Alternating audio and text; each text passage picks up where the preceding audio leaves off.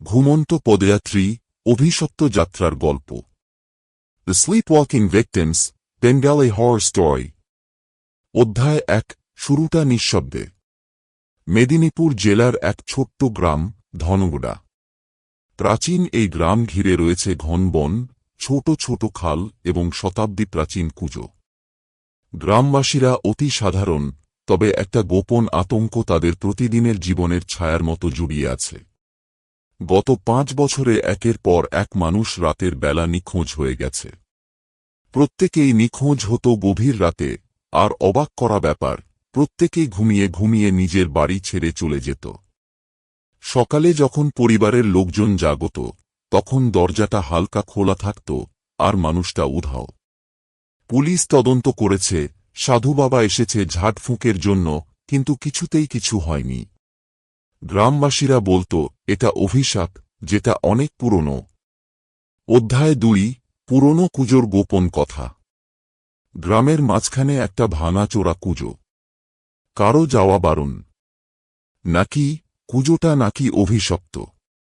কথিত আছে, বহু বছর আগে এক ব্রাহ্মণ তার স্ত্রী আর ২ সন্তান নিয়ে এই গ্রামে বসবাস করতেন। হঠাৎ এক রাতে তার স্ত্রী ঘুমন্ত অবস্থায় উঠে চলে যায় এই কুজোর দিকে, আর সোজা পড়ে যায় ভেতরে। তারপরে তার ২ সন্তানও একইভাবে নিখোঁজ হয়। লোকেরা বলতো এই কুজো ঘুমন্ত আত্মাদের গিলতে জানে। তখন থেকেই এই কুজো পরিত্যক্ত। কেউ ধারে কাছেও যায় না। অধ্যায় ৩। নতুন আগন্তুক আর নতুন ভয়। একদিন শহর থেকে একটি যুবক আসে, নাম অর্ণব। সে পেশায় ফটোগ্রাফার এবং রহস্য ভালোবাসে। গ্রামের ঘটনাগুলো শুনে সে ঠিক করে, এখানে থেকে পুরো রহস্যের সমাধান বের করবেই। রাতে সে ক্যামেরা বসাল নিজের ঘরের দরজায়, জানালায়।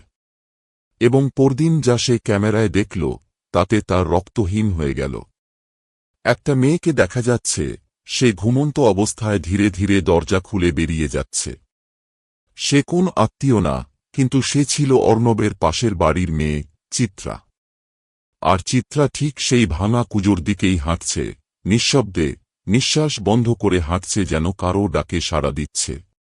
তারপর সে কুজোর পাশে দাঁড়ায় এবং ভিডিওটা হঠাৎ ব্ল্যাকআউট।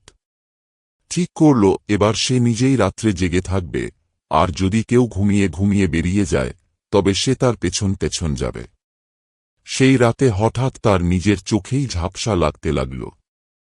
চোখ জ্বালা করছিল, মাথা ঘুরছিল, তারপর অর্ণব কিছু না বুঝেই ঘুমিয়ে পড়ল। পরদিন সকাল। অর্ণব নেই। তার ঘরের দরজা খোলা, বিছানা গুছানো। ক্যামেরা বন্ধ। Mobile off. যেন সে নিজের ইচ্ছেতেই বেরিয়ে গেছে। গ্রামবাসীরা জানত অভিশাপ এবার তাকেও গিলেছে। মাস পরে এক বয়স্ক তান্ত্রিক আসে গ্রামে। সে বলে এটা সাধারণ অভিশাপ নয়। এটা এক শয়তান আত্মার খেলা। সেই ব্রাহ্মণের স্ত্রী মারা যায়নি।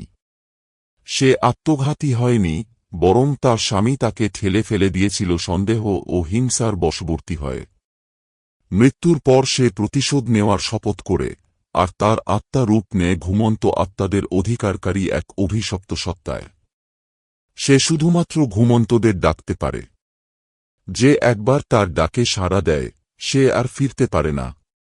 আজও ধনগড়া গ্রামে রাত নামলে জানালাগুলো বন্ধ হয়ে যায়, দরজায় খিল পড়ে। কেউ রাতে হাঁটে না। কেউ কেউ ঘুমোয় না পুরো রাত, চোখে লাল রক্তজবা দিয়ে বসে থাকে। কারণ যারা একবার হাঁটতে শুরু করে ঘুমিয়ে ঘুমিয়ে, তারা আর ফেরে না। কেউ জানে না তারা কোথায় যায়, কেউ জানে না তারা কেমন মরে। শুধু মাঝে মাঝে গভীর রাতে হাওয়ায় ভেসে আসে এক করুণ মেয়েলি কণ্ঠ। ঘুমাও, আমার সাথে চলো, শান্তি পাবে।